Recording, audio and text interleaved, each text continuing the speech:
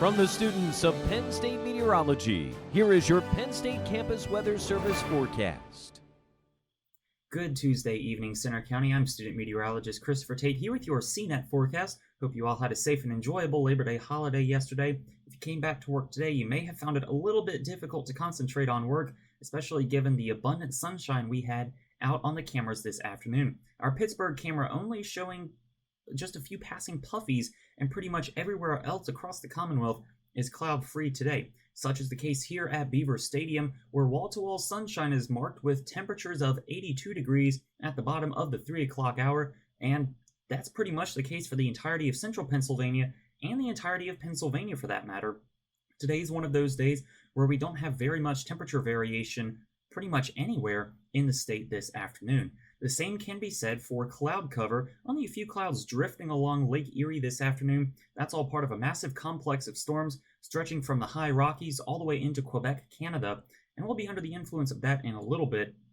One of the things this storm system is bringing, you can see snow on the radar in the Rockies, and last I checked, this was September, and along with that is some pretty wild temperature swings.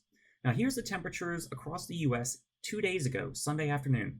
Denver, 96 degrees, pretty toasty even for them this time of year. 92 degrees was their high on Monday.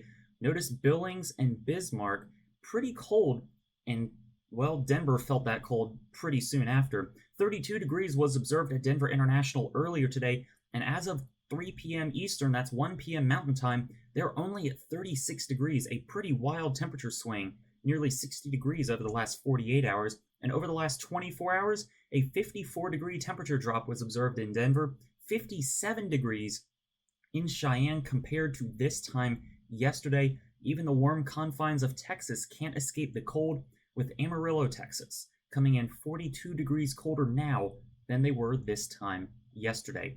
From the west to the east now, all the way into the Atlantic we go, where we find tropical storms Paulette and Rene, both the earliest storms on record for their letter of the alphabet.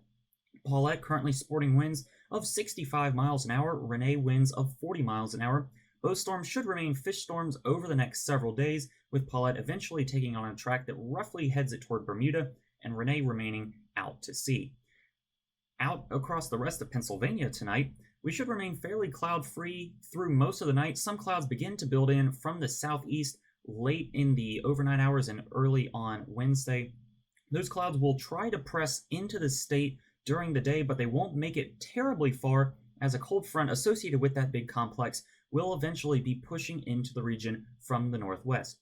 Now that is going to bring with it a little bit of instability, so as you can see as we widen the view out a little bit, much of Pennsylvania under the influence of some rain. I wouldn't be surprised if we saw an isolated thunderstorm or two embedded. So if you're going to be out and about during the day on Thursday, do make sure to have the umbrella handy, because it will be put to good use. The rain dissipates and the clouds clear out during the day on Friday, and by Friday evening, the entirety of the Northeast should be under fairly pleasant conditions, and it should be a nice start to the weekend. Tonight should be a nice night as well. 59 degrees your overnight low here in State College under a mostly clear sky. A light southerly wind should feel a little bit warm to the skin. And then tomorrow, 85 degrees, plenty of sun, and plenty humid. If you have any outdoor activities, make sure to have some water with you, because you're not going to be able to cool off very easily through sweating, especially since we won't have very much wind to contend with.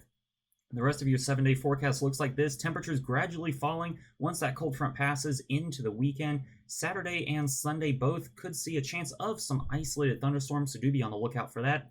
And Monday into Tuesday, there are some early indications that we may see another pattern shift, and especially on Tuesday and maybe next Wednesday, we may not see temperatures, high temperatures that is, get out of the 60s. We'll be sure to keep you posted on that.